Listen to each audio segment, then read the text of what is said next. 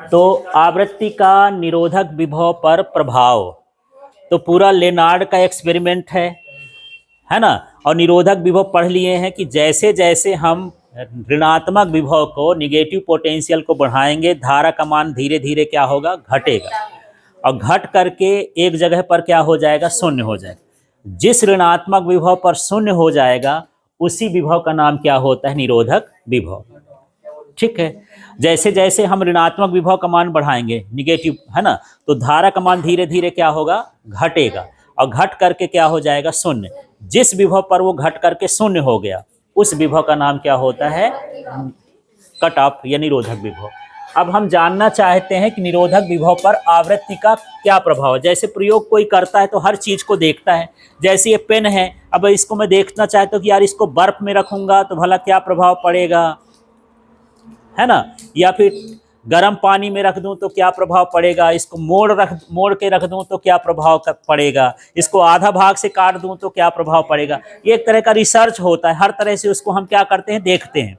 तो photo current वाला ये भी प्रकाश विद्युत प्रभाव की घटना को लेनार्ड ने हर तरह से देखा कि चलो तीव्रता बढ़ाएंगे तो क्या होगा, आवृत्ति बढ़ाएंगे तो क्या होगा, है ना, और निरोधक विभव यदि उत्पन्न हो गया तो उस पर आवृत्ति का क्या प्रभाव पड़ेगा। तो देखना इसमें सीधा है, इस चित्र को आप देखो, इससे बड़ा आसान हो जाएगा। यदि मैं आवृत्ति को बढ़ाऊं, ये F1, F2, F3, यहां पर F3 का मान कैसा है, अधिक, F2 का मान क्या है, कम, और F1 का मान और कम है। जैसे जैसे आवृत्ति बढ़ाते जाता हूं यहां पर निरोधक विभव का मान भी क्या होता है, बढ़ता जाता है। लेकिन यहां पर ये वाली लाइन होती है तो धारा को बताती है ना, ये है ना संतृप्त धारा, ये सैचुरेटेड करंट है। संतृप्त धारा पर कोई प्रभाव पड़ा क्या, वही की वही है। तो यही चीज लिखा है, प्रकाश की आवृत्ति बढ़ाने पर निरोधक विभव का मान बढ़ता है लेकिन संतृप्त धारा के मान पर कोई प्रभाव नहीं पड़ता।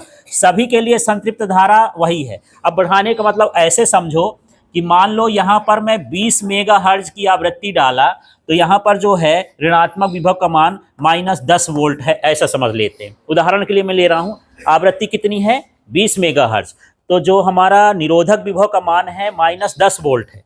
ठीक, अब आवृत्ति को मैं यहाँ पर बढ़ा देता हूँ, इसको कर देता हूँ 30 मेगाहर्ट्ज, तो इसका मान हो गया -15 वोल्ट। इसको कर दिया मैं 40 मेगाहर्ट्ज, तो इसका मान कितना हो गया, 20 वोल्ट। माने जैसे जैसे आवृत्ति बढ़ाते जाते हो निरोधक विभव का मान भी क्या होता है, बढ़ता है। ठीक है, ये क्लियर हो गया इतना।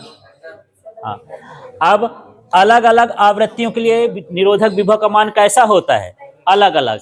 यहाँ पर देख लेते हैं, जैसे इस आवृत्ति के लिए निरोधक विभव का मान अलग है, इस आवृत्ति के लिए निरोधक विभव, जितनी आवृत्तियां होंगी, फ्रीक्वेंसी होंगी, उनका सभी का मान कैसा होगा, अलग अलग होगा।